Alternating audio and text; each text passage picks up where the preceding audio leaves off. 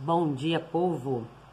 1 Coríntios 14, 34 a 35 fala assim: as vossas mulheres estejam caladas nas igrejas, porque não lhes é permitido falar, mas estejam sujeitas, como também ordena a lei. E se querem aprender alguma coisa, interroguem em casa a seus maridos, a seus próprios maridos, porque é vergonhoso que as mulheres falem na igreja. Antes da gente crucificar Paulo, pessoal, a gente precisa fazer uma interpretação do que está sendo dito aqui. A gente precisa contextualizar culturalmente, historicamente, cada fala de Paulo, porque senão a gente corre risco de cometer um martírio, não, um flagelo, né, em nós mesmos desnecessariamente. Vamos pensar nesse texto aqui, nessa fala aqui de Paulo, não como uma hermenêutica de princípio universal, mas como uma hermenêutica de princípio situacional. O que é isso? Ao invés de você interpretar essa fala como sendo algo para todos e todas, em todas as eras, em qualquer lugar, em qualquer época, a gente vai interpretar essa como um princípio situacional, que Paulo está falando para essa galera aqui que estava vivendo uma situação específica. Tá? Dentro da teologia você tem interpretações diversas, né? E tem hipóteses diversas também. Essa carta aqui de Coríntios é muito legal porque ela vem falando de uma situação específica, uma igreja num local que é cosmopolita, em que pessoas entram e saem o tempo inteiro, e tem culto a várias divindades, e que você está falando de uma igreja em construção, né? E que era muito comum a prostituição ritual naquela cidade, né? Tanto é que você vai ver a questão do véu. Eu posso até falar um pouquinho depois sobre por que Paulo, né, manda as mulheres usarem o véu. E aí você fala que as mulheres estejam caladas. Se você olhar o contexto desse versículo aqui, dentro desse mesmo capítulo, você vai perceber que muito provavelmente estava acontecendo uma grande confusão ali na hora dos cultos, né? Ou na hora das reuniões, né? Estava meio desorganizado o negócio, porque fala assim, a gente lê o versículo 34. O versículo 33 fala assim: porque Deus não é Deus de confusão, senão de paz. O versículo 31, porque todos podereis profetizar, uns depois dos outros. Tipo assim, todo mundo junto não dá, um de cada vez, né?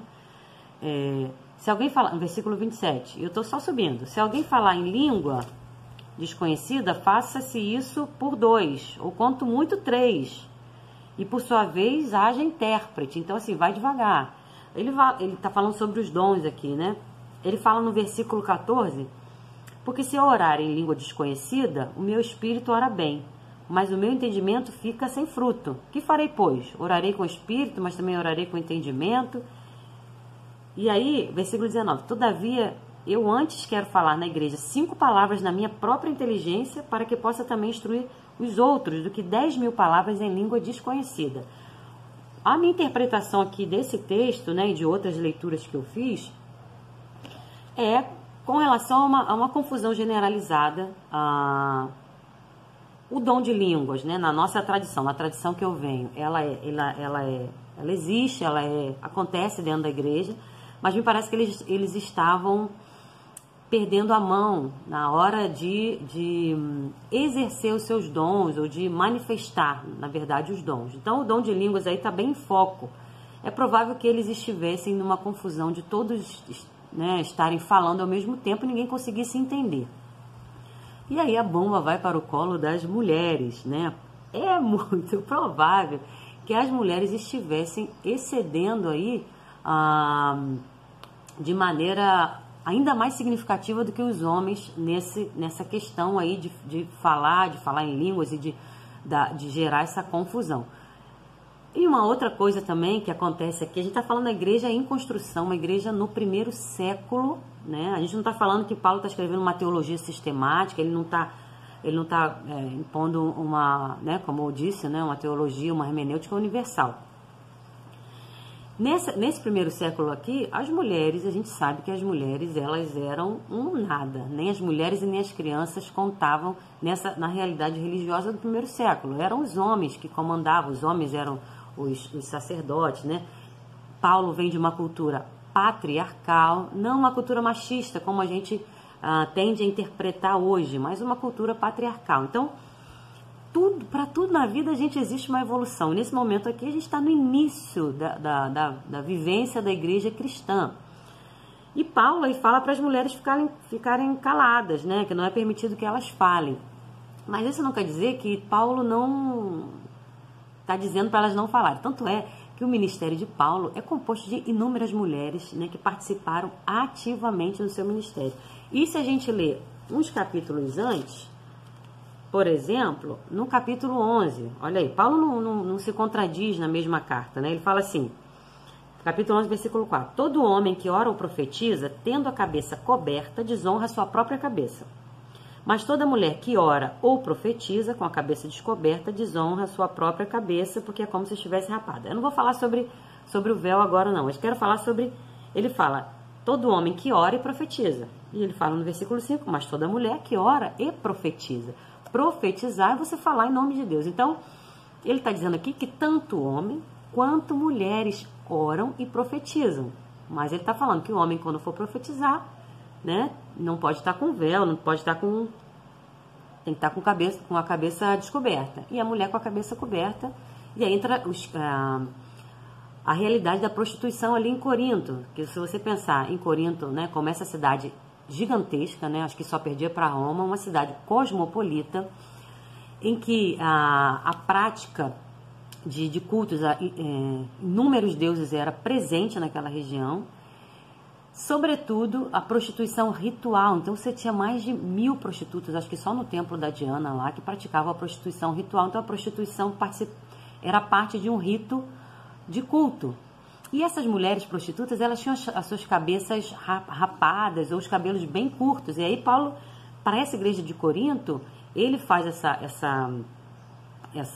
ele dá esse conselho, né? Ele fala que elas precisam estar com o véu, para que elas não sejam confundidas com as prostitutas, mas principalmente para que as prostitutas convertidas, né, a esse movimento aí cristão, não sofresse nenhum tipo de discriminação, né? Eu consigo enxergar dessa forma, porque as mulheres com cabelo curto, as mulheres, ele não fala assim, só as que têm cabelo curto usem véu.